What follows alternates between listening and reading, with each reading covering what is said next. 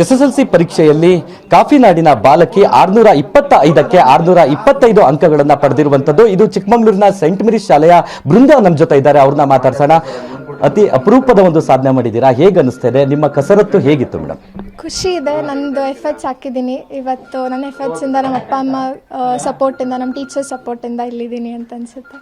ಅಂದರೆ ಯಾವ ರೀತಿ ಓದ್ತಾ ಇದ್ರಿ? ಡೈಲಿ ಯಾವ ರೀತಿ ಅಂದರೆ ಪ್ರಾಕ್ಟೀಸ್ ಮಾಡ್ತಾ ಇದ್ರಿ? ಡೈಲಿ ತುಂಬ ಕಾಂಪ್ಲಿಕೇಟೆಡ್ ಇರೋ ಸಬ್ಜೆಕ್ಟ್ಸ್ನ ಜಾಸ್ತಿ ಹೊತ್ತು ಅದ್ರ ಮೇಲೆ ಕಾನ್ಸಂಟ್ರೇಟ್ ಮಾಡಿ ಎಲ್ಲ 6 ಸಬ್ಜೆಕ್ಟ್ಸ್ಗೂ ಓವರಾಲ್ ಈಕ್ವಲ್ ಇದು ಕೊಡ್ತಾ ಇದ್ದೆ. ಅದೇ ಅವತ್ತಿಂದ ಟಾಪಿಕ್ಸ್ ಟಾರ್ಗೆಟ್ ಇಟ್ಕೊಂಡು ಅದನ್ನು ಕವರ್ ಮಾಡ್ತಿದ್ದೆ. ಮುಂದೆ ಏನು ಮಾಡಬೇಕು ಅಂತ ನಿಮ್ಮ ಆಸೆ? ಮುಂದೆ ಸೈನ್ಸ್ ತೊಗೊಂಡು ಇಂಜಿನಿಯರ್ ಆಗೋಣ ಅಂತ. ಜೊತೆಗೆ ಅವರ ತಾಯಿ ಕೂಡ ನಮ್ಮ ಜೊತೆ ಇದ್ದಾರೆ, ಅವ್ರನ್ನ ಮಾತನಾಡ್ಸೋಣ. ಮೇಡಮ್, ನಿಮ್ಮ ಮಗಳು ಟಾಪರ್ ಆಗಿದ್ದಾರೆ, ರಾಜ್ಯಕ್ಕೆ ಟಾಪರ್ ಆಗಿದ್ದಾರೆ, ಹೇಗೆ ಅನ್ಸುತ್ತೆ ಮೇಡಮ್? ಸರ್, ತುಂಬ ಖುಷಿ ಆಗ್ತಿದೆ. ನಮ್ಮ ಕನಸು, ಟೀಚರ್ಸ್ ಕನಸು ಮತ್ತು ಅವಳ ಕನಸನ್ನ ನೆನ್ಸು ಮಾಡಿದ್ದಾಳೆ. ಅವ್ರ ಸ್ಕೂಲವ್ರ ಮ್ಯಾನೇಜ್ಮೆಂಟ್ಗೆ ಅವ್ರಿಗೆಲ್ಲರಿಗೂ ತುಂಬ ಧನ್ಯವಾದಗಳು. ಅವರು ತುಂಬ ಸಪೋರ್ಟ್ ಮಾಡಿದ್ದಾರೆ. ಮತ್ತು ಅವ್ರ ಅಪ್ಪನ ಕನಸು, ನಮ್ಮ ಕನಸು, ಅವ್ರ ಅಜ್ಜಿ ಇದ್ದಾರೆ, ಅವ್ರ ಕನಸು, ಎಲ್ಲ ಕನಸನ್ನು ನೆನ್ಸು ಮಾಡಿದ್ದಾಳೆ.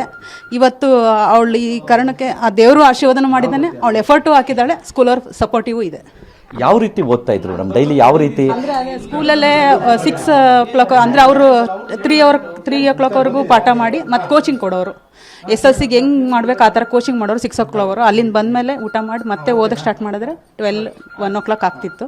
ಮತ್ತೆ ಬೆಳಗ್ಗೆ 6 ಗಂಟೆ 5 ಗಂಟೆ, ಅವಳು ಎಕ್ಸಾಮ್ ಟೈಮಲ್ಲಂತೂ 4 ಗಂಟೆ ಎದ್ದು ಎಲ್ಲ ಓದಿದ್ದಾಳೆ. ಹಾಗೆ ಕಂಪ್ಲೀಟ್ ಮಾಡಿದ್ದಾಳೆ. ಇವತ್ತು ಅವಳ ಕನಸು ನೆನ್ಸಾಗಿದೆ. ಅಂದರೆ ನಿಮ್ಮ ಮತ್ತೆ ನಿಮ್ಮ ಮನೆಯವರ ಯಾವ ರೀತಿ ಸಪೋರ್ಟ್ ಮಾಡ್ತಾ ಇದ್ರಿ ಮಗಳ? ಸಪೋರ್ಟ್ ಸರ್, ಅವಳಿಗೆ ಯಾವುದೇ ರೀತಿ ತೊಂದರೆ ಆಗ್ಬಾರ್ದು ನಾವು ಸಪ್ರೇಟ್ ರೂಮ್ ಮಾಡಿದ್ವಿ. ಅವಳು ಓದಬೇಕು ಅನ್ನೋಕ್ಕೋಸ್ಕರ ಅವಳಿಗೆ ಯಾವುದೇ ರೀತಿ ಡಿಸ್ಟರ್ಬ್ ಮಾಡ್ತಿರ್ಲಿಲ್ಲ.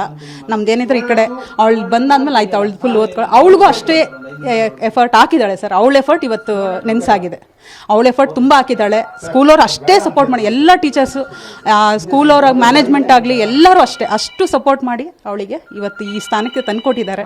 ಅವರಿಗೆಲ್ಲ ಧನ್ಯವಾದಗಳು. ಅದಕ್ಕೆ ಥ್ಯಾಂಕ್ಸ್. ಏನು ಹೇಳೋಕೆ ಗೊತ್ತಿಲ್ಲ, ಒಟ್ಟು ಸ್ಪೀಚ್ಲೆಸ್. Okay, thank you.